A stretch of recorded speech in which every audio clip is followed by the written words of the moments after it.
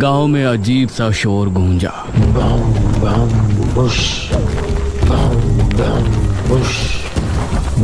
तो उसे सुनकर सभी के रोंग कांप उठे। अरे ये तो निशिर मोलो की आवाज है। निशिर मोलो आए और अपने साथ 2 आदमियों को उठाकर ले गए। अगली सुबह फिर से सभा बैठाई गई। ब्राह्मणीर जी, हम निशिर मोलो से कैसे छुटकारा पा सकते हैं? इनके विषय में तो हमने सोचा ही नहीं। महाराज, हमें ये कहते हुए बहुत दुख हो रहा है, लेकिन निशिर मोलो को रोकना दमयंती से भी ज्यादा मुश्किल कार्य है। हमें बताइए, हम अवश्य करेंगे। निशिर मोलो महाराज को एक दुष्ट राजा मानते हैं। यह सुनकर राजकुमारी के चेहरे पर परेशानी के भाव भर आए। हम उनसे बात करेंगे। निशिर मोलो के गुनहगार हम हैं, तो उनसे प्रजा को मुक्त कराना भी हमारा कर्तव्य है। नहीं पिताश्री, वो आपको देखते ही मार देंगे। ये कार्य हमें करने दीजिए आप। ठीक है पुत्री, लेकिन आप करेंगे क्या?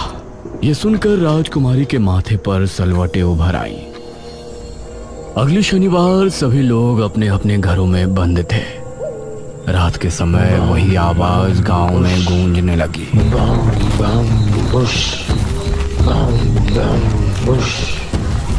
निशिर मोलो के खौफ से सभी के दिल दहल उठे थे। वो कंधे पर ताबूत उठाए राज्य में घूम रहे थे अपने नए शिकार की तलाश में। उन्होंने देखा कि सामने राजकुमारी खड़ी है और वो तेजी से उसकी तरफ बढ़ने लगे। वो उसके करीब पहुंचने ही वाले थे। हम है राजकुमारी मेघालय और हम अपने पिता की क्रूरता से बहुत शर्मिंदा हैं। यह सुनते ही निशिर मोलो रुक गए और उनकी निगाहें राजकुमारी पर जम गई। हम नहीं चाहते कि हमारे पिताश्री की गलती की सजा पूरी प्रजा भुगते। हम आपसे वादा करते हैं कि महाराज का मृत शरीर हम खुद आपको लाकर देंगे। यह सुनकर निशिर मोलो की आंखें तेज लाल होकर चमकने लगी। राजकुमारी ने हाथ जोड़े और रोते हुए बोली, हमारे पिता राज्य छोड़कर भाग चुके हैं, लेकिन हम आपके सामने अपने पिता की लाश लेकर जल्द ही प्रस्तुत होंगे। तब तक आपसे विनती है कि राज्य में कभी भी आकर किसी निर्दोष को उठाकर न ले जाएं। अगर हम अपने पिता की लाश लिए बिना वापस आएं, तो आप लोग फिर वापस आकर इसी तरह से गश्त करना शुरू कर सकते हैं।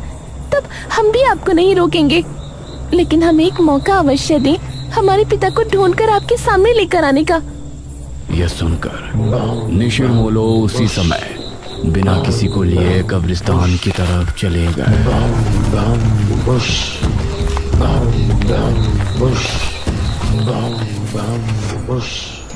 अगली सुबह सभी लोग महाराज और राजकुमारी के सामने प्रस्तुत थे। राजकुमारी, आपने उनसे ये क्यों कहा कि हम राज्य छोड़कर जा चुके हैं? क्योंकि अगर सच बोलते तो वो उसी समय यही चाहते कि हम आपको ले जाकर उन्हें सौंप दें। आपने एकदम सही फैसला किया है राजकुमारी। हमारी वजह से हमारी प्रजा मुसीबत में है। आप हमें मारकर हमारी लाश निशिर मोलो के सामने प्रस्तुत करें। यह सुनकर प्रजा हैरान थी। सभी राजकुमारी की तरफ देख रहे थे, जिसकी आंखों से आंसू बह रहे थे। हमने जो भी किया अपनी प्रजा के लिए किया, लेकिन हम अपने पिता को अपने हाथों से मारे और उनकी लाश को निशिर मोलो को समर्पित करें, ये हम नहीं कर पाएंगे। अगर ऐसा नहीं किया तो वो फिर से आएंगे। नहीं पिताजी, हम और आप आज ही राज्य छोड़ देंगे और अलग अलग दिशाओं में निकल जाएंगे। इससे निशिर मोलो कभी भी यहाँ वापस नहीं आएंगे, क्योंकि हमने उनसे वादा किया है कि जब हम यहाँ कदम रखें तभी आप राज्य में फिर से आना। और अगर उस समय हम अपने पिता की लाश आपको समर्पित ना करें, तो आप फिर से उसी तरह भ्रमण शुरू कर देना। राजकुमारी की बात सुनकर सभी की आंखों से आंसू बह निकले।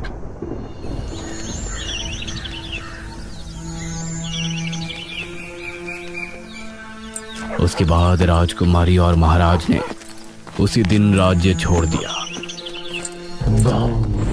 और फिर निशिर मोलो कभी नजर नहीं आए।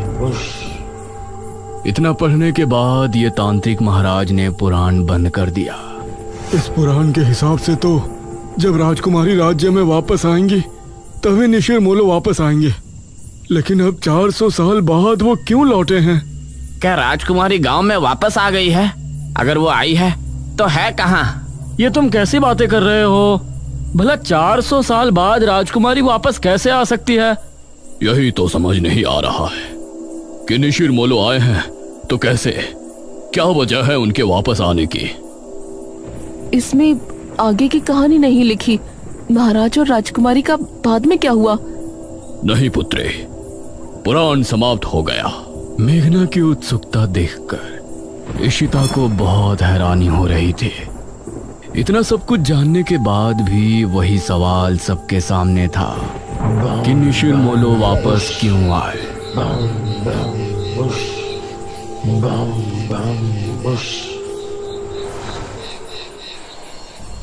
रात के समय इशिता और मेघना जब कमरे में थे तो मेघना अभी भी सोच में डूबी थी।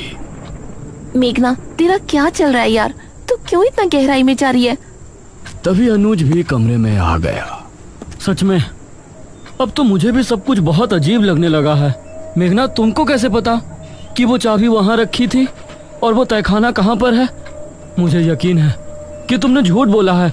तुम राजमहल में मेरे बिना तो दोबारा नहीं गई होगी। इशिता और अनुज दोनों मेघना की तरफ गौर से देख रहे थे। मुझे बचपन से ही सपने आते थे जिनमें मृत्युंजय अमृत का पेड़ मुझे दिखाई देता था। जब मैंने यहाँ गांव की जमीन पर कदम रखा तो मौसम बदल गया था और आंधी आ गई थी। उसी रात मुझे महल के बारे में सपने आए और राजमहल से जब हम वापस आए तो उस रात मैंने खुद को सपने में राजकुमारी बने देखा। उसी सपने में मैंने खुद को तहखाने में जाते देखा और जब मैं महल पहुंची तो वो चाबी और तहखाना वहीं थे। सबसे जरूरी बात यह है कि जब मैं गांव में आई थी उसके अगले रात से ही निशिर मोलो ने गांव में आना शुरू किया। इतना सुनकर इशिता और अनुज दोनों हैरान रह गए। मेघना ने भी इन दोनों की तरफ देखा और सवाल किया, ये सब सुनकर अब तुम दोनों को क्या लगता है? इसका मतलब है कि पिछले जन्म में तुम ही राजकुमारी मेघना थी और निशिर मोलो इसलिए गांव में वापस आए क्योंकि तुम यहाँ वापस आ चुके हो। हाँ, ये सब मेरी वजह से हो रहा है। हे भगवान, तो अब हम क्या करेंगे? क्या हमें यहाँ से चले जाना चाहिए? नहीं, मुझे नहीं लगता कि उससे कोई फायदा होगा। या तो वो मुझे लेकर जाएंगे या फिर महाराज की लाश। ये तीनों अब गहरी सोच में डूब गए और उस तरफ तांत्रिक महाराज और गांव के लोग भी परेशान थे। इस कहानी में आगे क्या होगा? मेघना किस तरह से निशिर मोलो से गांव को आजाद कराएगी? ये जानने के लिए इस कहानी का अगला और आखिरी भाग जरूर देखें।